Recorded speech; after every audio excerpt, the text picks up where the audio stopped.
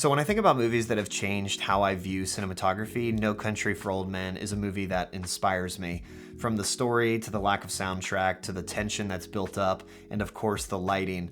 The lighting is something that I find very inspirational because it's so simplistic but also so dynamic at the same time.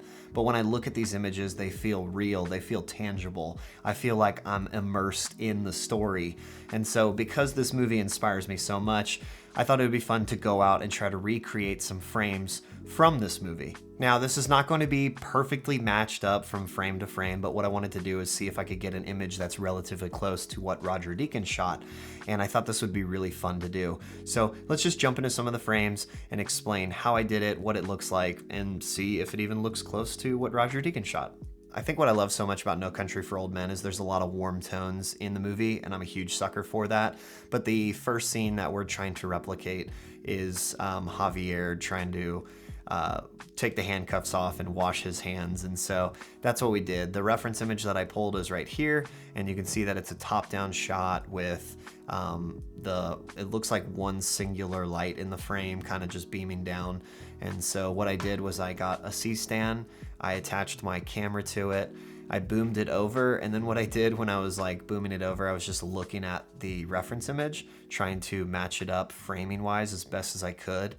To get the lighting, what I did was I took a tube light and I put it up and over my existing light bulbs, because my existing light bulbs are they would flicker and it just wasn't going to look good. So to control that a little bit more, I put the tube light up.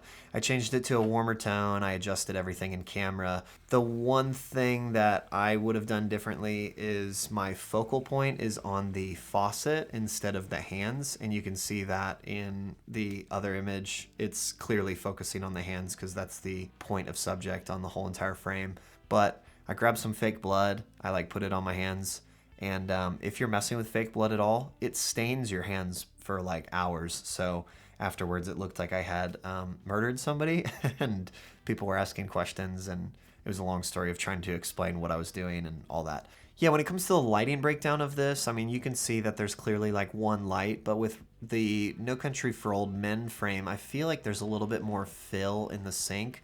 And I just wonder if they boomed a light over instead of me. I just used a tube light because what you'll notice between the two frames is that the sink is a lot more well lit in No Country, whereas in my frame it's pretty dark. This was the first one I shot, so it kind of got me excited to see what else I could do and what other frames I could go at. And so that brings me to Josh Brolin sitting in the hotel room that he's at. This one was a little bit more complex compared to others because I needed a lamp that would motivate some lighting that would fill in. So what I did was I simply just pulled a lamp over on my desk, but I noticed that it wasn't filling the subject as much as I wanted it to. So what I did was I just used a little bit of pocket light on the lamp itself.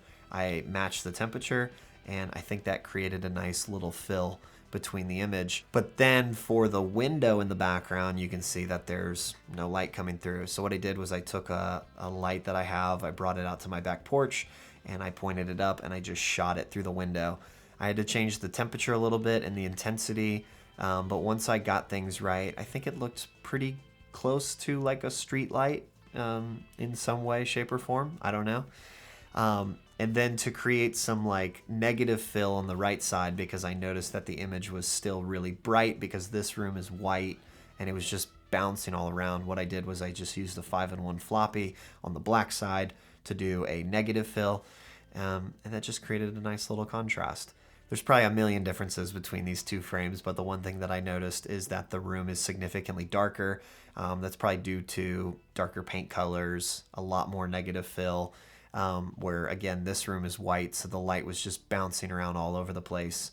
But again, I feel like as far as framing goes, lighting, I think I got pretty close. I think I should have been looking a little bit more downwards, and I need a thicker mustache, but there's no way that's gonna happen. When it comes to the last frame, we have the sheriff in his car at night. Again, a really moody scene. We have him sitting in his car. You can see a little bit of light that's kicking on the seat next to him. But then you have this really nice cast of light on the subject as well, just creating a real nice dynamic look. So What I tried to do with this shot is recreate it to the best of my ability. I got in my car at night. I took a light out in my driveway, and I just boomed it up, and I just shot it at a similar angle that it was in the reference image that I was given. It took a few tries to try to get the framing right, but once I got the framing, I got in my car, and I had to turn off all other surrounding lights. You know, when you get in your car and those overhead lights turn on, that's what it was doing. So I had to actually start my car to get those lights to turn off. Once I got those to turn off, I was able to start shaping the light a little bit more. I moved the lamp a few different times. I changed the intensity and the temperature. I got it. And the one thing that I noticed is that there's probably more than one light on the No Country for Old Men frame, because you can see this nice light casting on the chair in the background. They probably had, it looks like maybe another light that was motivating that street light look, but also shining on the sheriff himself. Because I only used one light, I noticed that my face was a lot darker. The side of my car is a bright color, so when the light was beaming off that, it was filling in this side of my face. And again, the one thing that I noticed is there's probably a lot of negative fill in the movie. And so what I did was I just took my hoodie and I just covered up the column that's a bright color. And I was able to get this side of my face a little bit darker, but not much. It would have been nice to have a floppy with me, a negative fill, but I didn't have that at the time, and I just, made it work with what I have. So take a hoodie sometimes and just throw it up wherever and create your negative fill. That's how you can do it. All right, like always, when it comes to color grading, I graded this all in Film Convert, and what I did was I just pulled the reference images side by side in DaVinci Resolve. And what I just wanted to do was hold the frames next to each other and see if I could match them to the best of my ability. And so with the frame that I shot for the sink, here's what it looked like out of camera. I tried to match the color tone as much as I could.